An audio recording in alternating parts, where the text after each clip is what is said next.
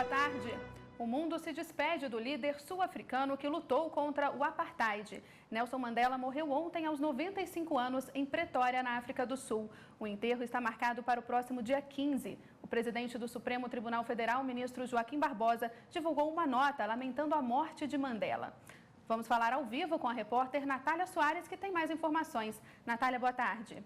Boa tarde, Letícia. Boa tarde a todos. Assim que a morte de Nelson Mandela foi anunciada, o presidente do Supremo Tribunal Federal, Joaquim Barbosa, prestou solidariedade à família do ex-presidente, ao povo e ao governo sul-africano. Segundo ele, a morte de Mandela deixa o mundo mais pobre de referências de coragem, dignidade, de resistência na defesa de causas justas. E lembrou que a vida do ex-presidente traduziu o sentido maior da existência humana. Para Joaquim Barbosa, o nome de Mandela permanecerá como sinônimo de esperança para todas as vítimas de injustiça de qualquer parte do mundo.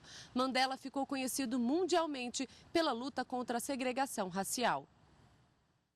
Sonho com o dia em que todos levantar-se-ão e compreenderão que foram feitos para viverem como irmãos. A frase é de um lutador, um vencedor, porque jamais desistiu. Nelson Mandela, o Madiba, primeiro presidente negro da África do Sul, sempre acreditou e conseguiu realizar seu ideal, pôr fim ao apartheid, o regime de segregação racial instituído pelo governo sul-africano em 1949. Na luta contra a segregação racial, Mandela foi preso em 1962. Em 64, condenado à prisão perpétua. Mesmo preso, ele foi homenageado mundo afora. Sob o olhar de lideranças de várias nações, crescia a pressão internacional pela libertação de Mandela.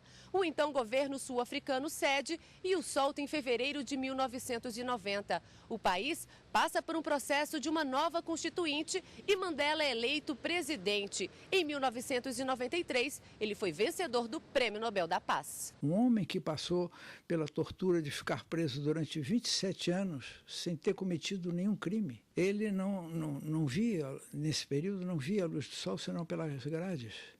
Mas nem os carcereiros eram autorizados a falar com ele.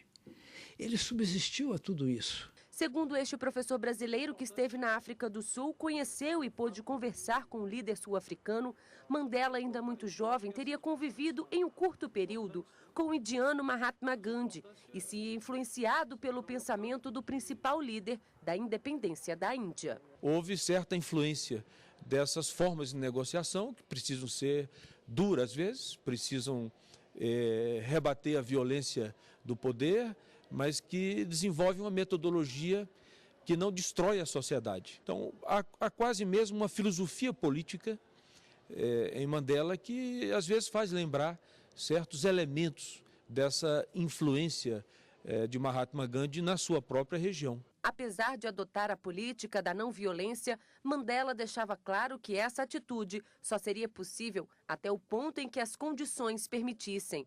Se preciso fosse, abandonariam imediatamente a não violência pelos métodos ditados pelas condições. E é difícil que surja no mundo inteiro algum exemplo igual ao dele, que possa se igualar ao dele. Mandela nasceu em 18 de julho de 1918. Era formado em Direito e, para quem acompanhou sua história de perto, deixou um legado para a humanidade. Ele deixa a capacidade de perdoar aquele que lhe feriu. E que no dia seguinte vamos ter que caminhar juntos.